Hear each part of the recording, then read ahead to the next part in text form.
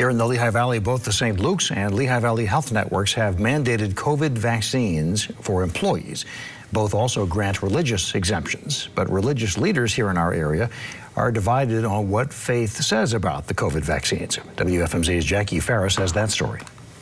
We asked for Lehigh Valley religious leaders how faith applies to the COVID vaccine and got 4 different perspectives. Our bodies being the temple of the Holy Spirit. Christian pastor Rhonda Butz believes the use of laboratory-grown, decades-old fetal cell lines in development, testing, and production of the various COVID vaccines goes against her faith. What God is telling me to do, what I hear him saying to me is that this is something that I should not be putting into my body. The Vatican says the use of these cell lines does not constitute formal cooperation with abortion.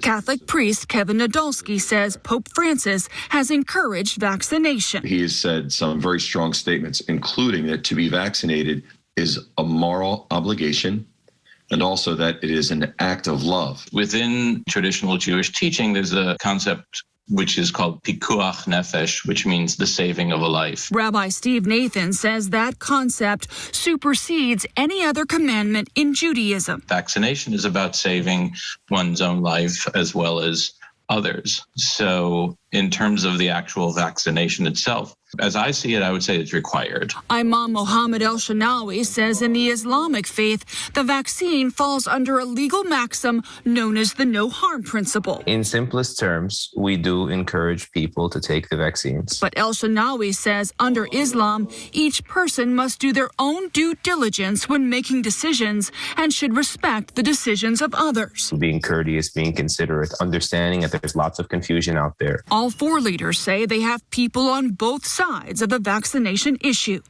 Jackie Ferris, 69 News.